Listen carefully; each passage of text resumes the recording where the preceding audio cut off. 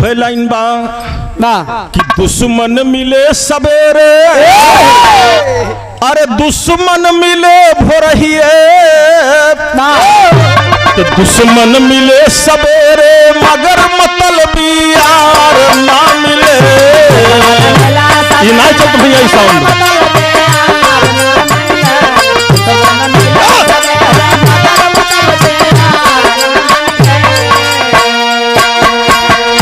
दुश्मन मिले सवेरे मगर मतलबी यार ना मिले।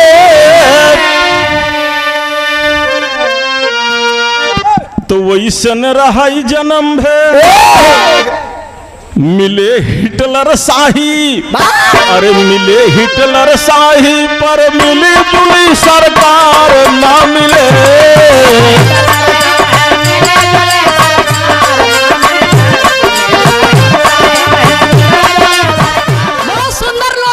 सबने सुना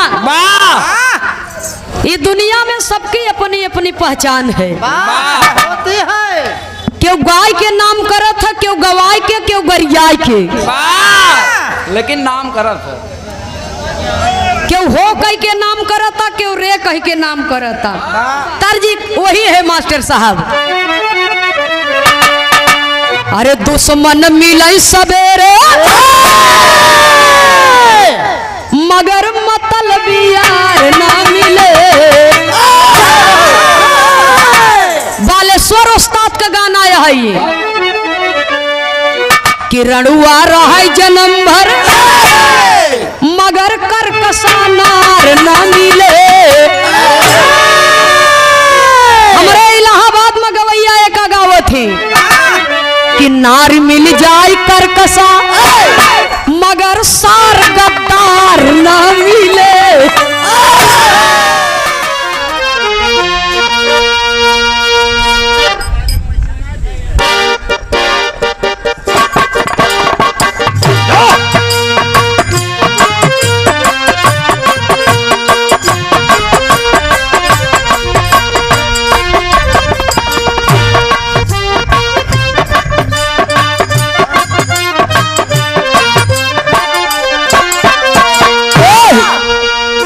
जैसा कि घर मालिक साहब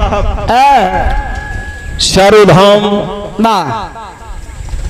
के महान स्थल का दर्शन दीदार करके आए हैं, गुरुमुख होकर आए, जगन्नाथ गया जी में जाके पिंडदान किए, अपने पूर्वजों का तरनतार किए, उन्हें मुक्त किए और जगन्नाथपुरी में जाके दर्शन दीदार किए भगवान का।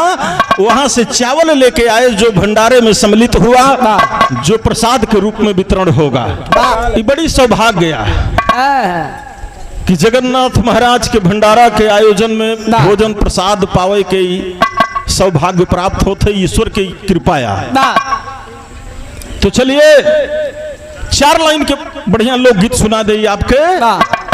किसका स्थान सबसे ऊपर है, हमारे गीत का शीर्षक यही होगा, कौन सबसे बड़ा है। 4 लाइन के लोकगीत वो मास्टर है गीत बाबा।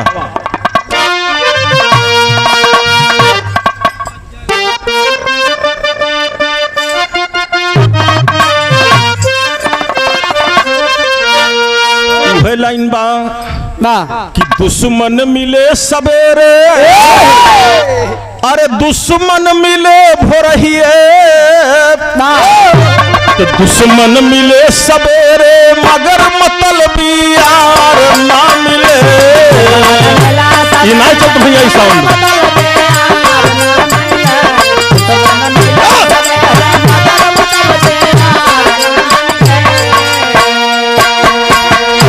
दुश्मन मिले सवेरे मगर मतलबी यार ना मिले।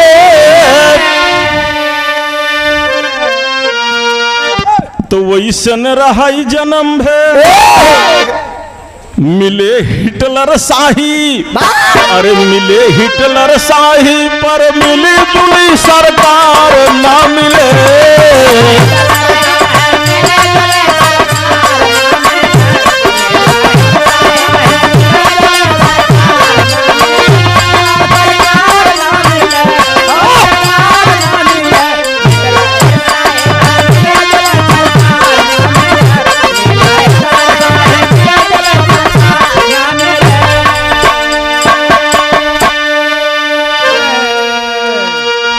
रहे हिटलर शाही पर मिली जुली सरकार ना मिले। गीत पर गौर करेंगे, एक एक लाइन पर बड़ी कीमती बात कवि जी लिखे हैं, गौर करेंगे। गौर करेंगे कि नारी बहुत हुई। कौन नारी? अरे नारी बहुत हुई पर याद शक्ति महतारी के नीचे।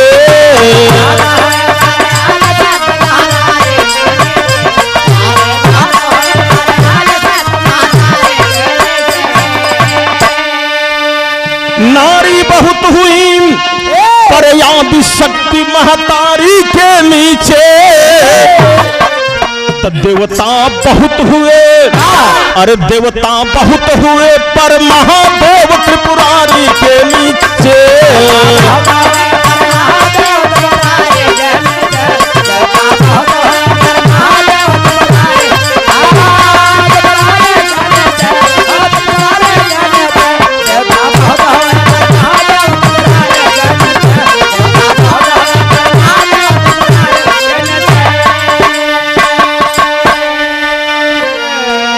देवता बहुत हुए पर महादेव त्रिपुरारी के नीचे। कि अरे सतवादी में हरिश्चंद्र का लहरे विजय पताका।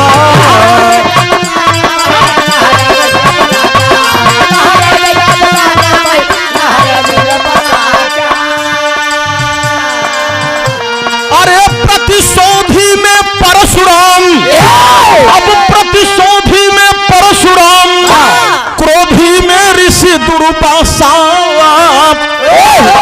तो मर्यादित बहुत हुए, मर्यादित बहुत हुए पर श्री राम धनुधारी के नीचे। धनुधारी के नीचे।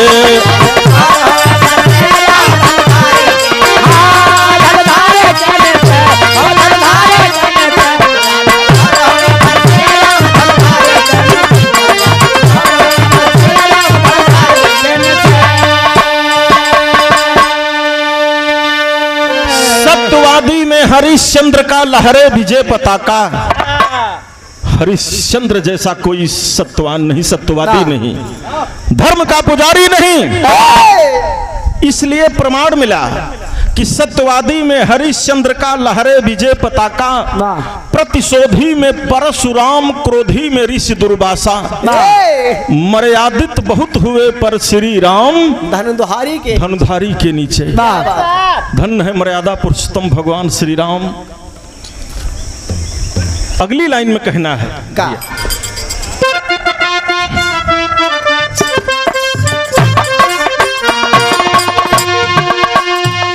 अरे अनुज में नाम अमर कर गए लखन लाल बलवान।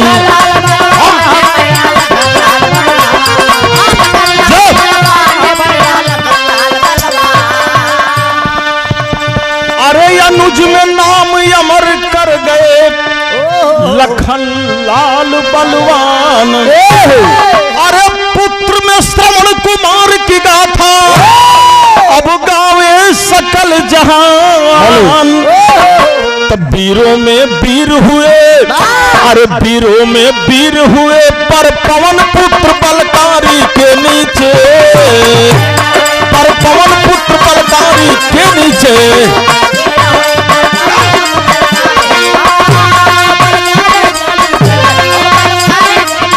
वीरों में वीर हुए,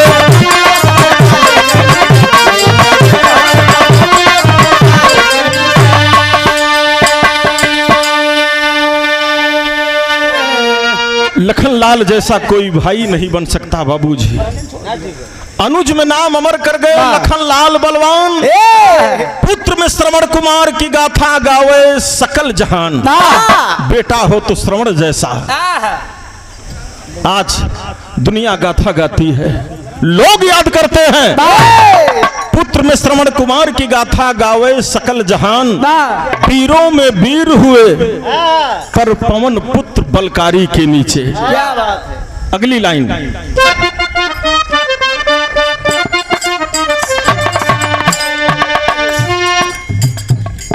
सुंदरता में कामदेव देवदानी में करण महान।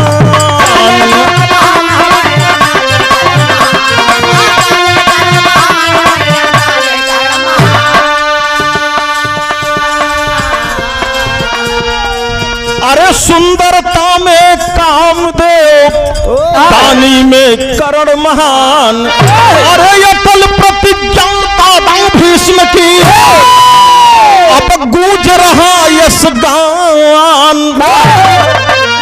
रसिया बहुत हुए, अरे रसिया बहुत हुए, पर मनमोहन गिरधारी के नीचे, मनमोहन गिरधारी के नीचे।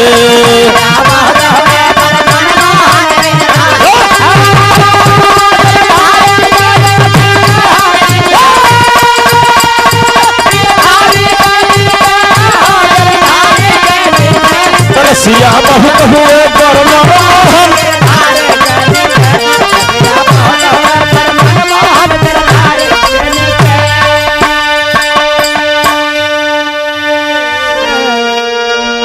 रसिया बहुत हुए पर मनमोहन गिरधारी के नीचे। अगला प्रमाण, अरे तीर्थों में प्रयागराज, सरिता में पावन गंगा।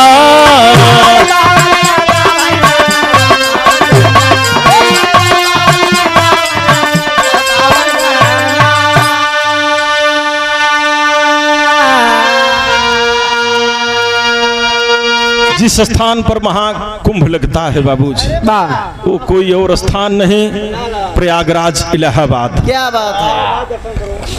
तीर्थों में प्रयागराज, सरिता में पावन गंगा। अरे ये रावत सम गजना कोई, और राही में सूरज चंदा। नेता बहुत हुए, नेता बहुत हुए, पर सुभाष चंद्र बलकारी के नीचे।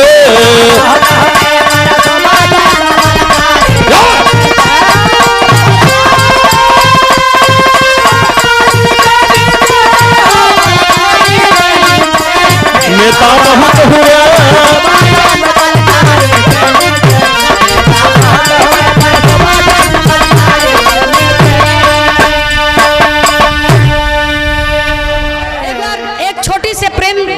से आप लोग बैठ करके बिरहा सुने, गीत सुने। एक छोटी सी लोकगीत आपके बीच में प्रस्तुत है। जे जहां है प्रेम से वही रहें, चबैना प्रसाद सबके लगे पहुंचे। आराम से बैठा रहें, हल्ला गुल्ला मत करें, थोड़ा सा और हेर हो जाए हल्का से। एक लाइन तर्ज का भाव है मास्टर साहब।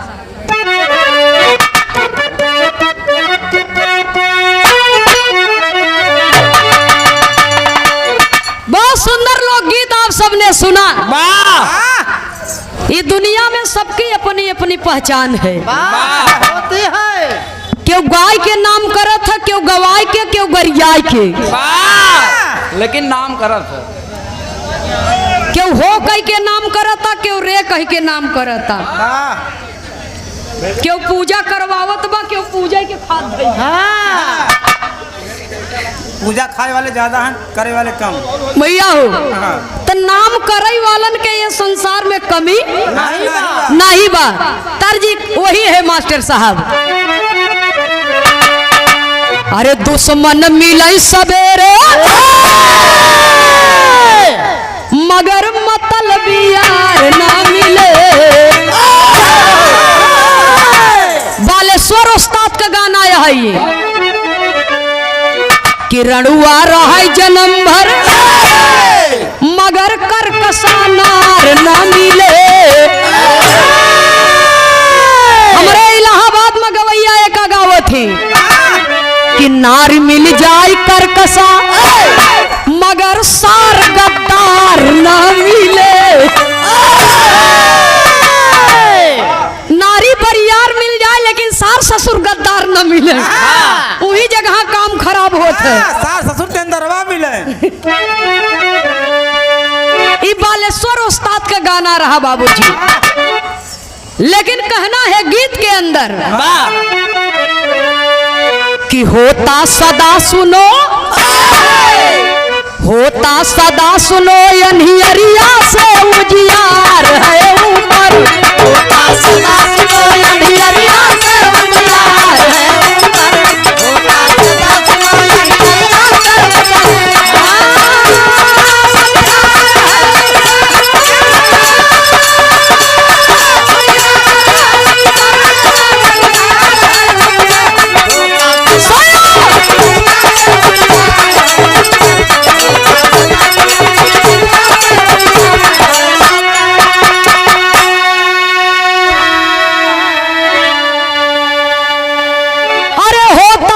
सुनो अनहियरिया से उजियार है ऊपर, तो होता सदा पाप से, होता सदा पाप से पुण्य सही बरियार है ऊपर, होता सदा पाप से पुण्य सही बरियार है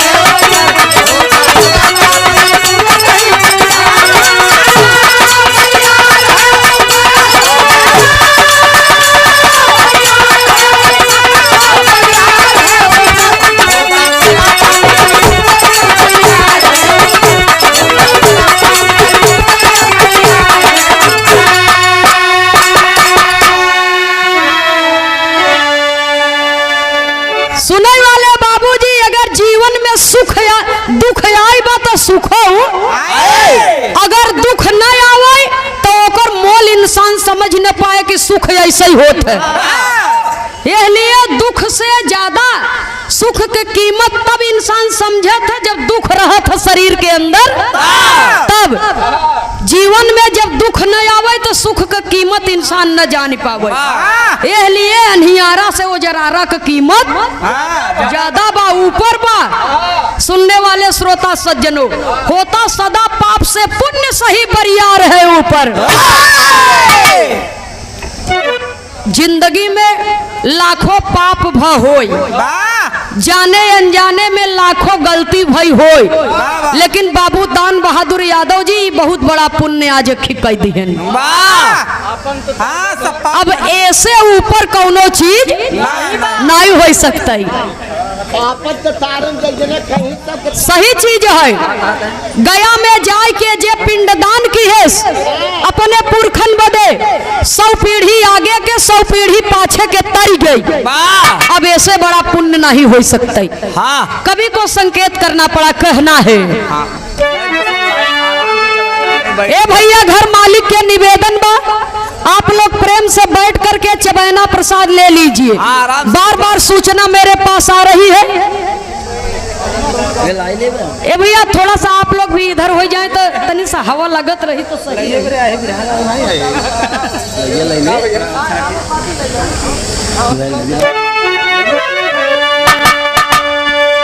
कभी को संकेत करना पड़ा तो पाप से पुण्य सदा ऊपर होता है।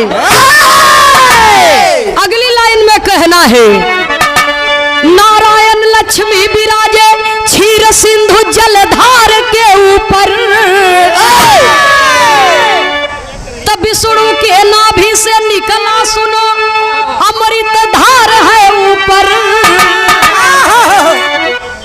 त अनसुईया सत्य बचाई, अनसुईया सत्य बचाई अत्रि मुनि भरतार के ऊपर।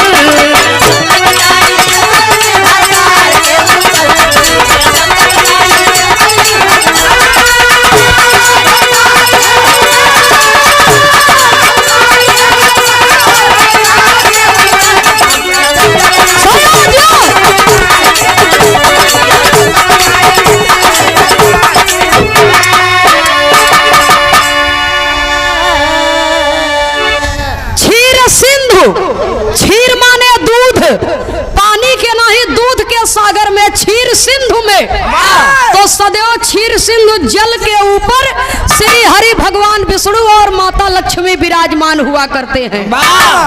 सुनने वाले श्रोता सज्जनों, क्षीर सिंधु के ऊपर शेष सैया पर, वही पर विष्णु भगवान का आसन। हाँ, उस पर भगवान विष्णु जी का आसन है, माता लक्ष्मी जी का आसन है। सुनने वाले श्रोता सज्जनों, कवि को संकेत करना पड़ा, सतयुग का प्रमाण है। अनसुईया सत्य बचाई त्रिमुनि भरतार के ऊपर। अपने पति के भक्ति के ऊपर वो तीनों जने के लड़का बना के खिलाई दी।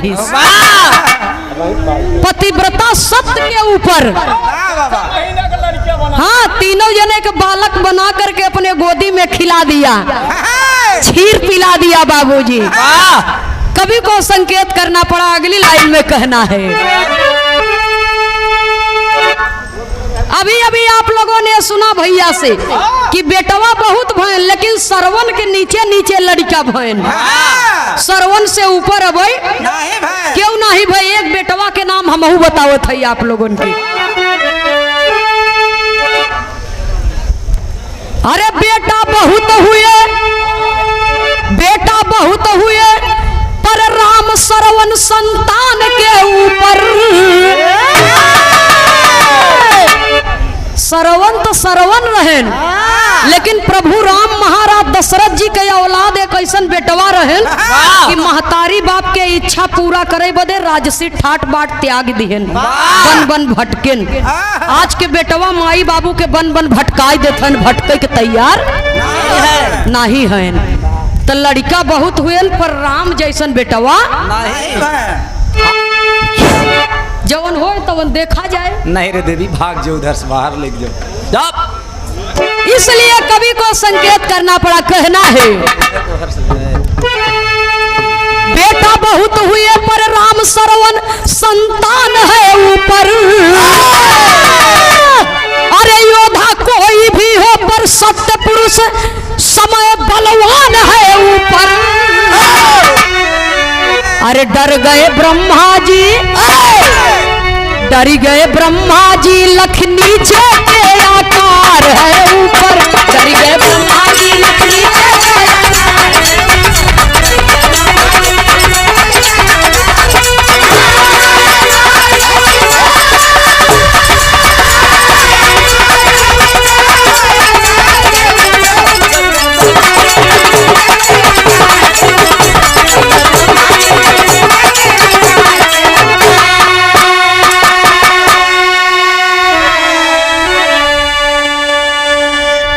सुनने वाले श्रोता सज्जनों, समय से बढ़कर के दुनिया में कोई योद्धा कोई वीर नहीं है। समय चवन चाहे तवन करावे।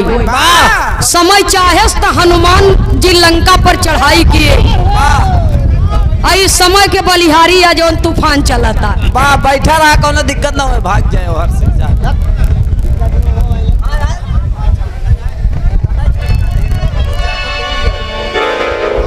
कहा था काट दिया, उधर से जाए ना, इधर ना।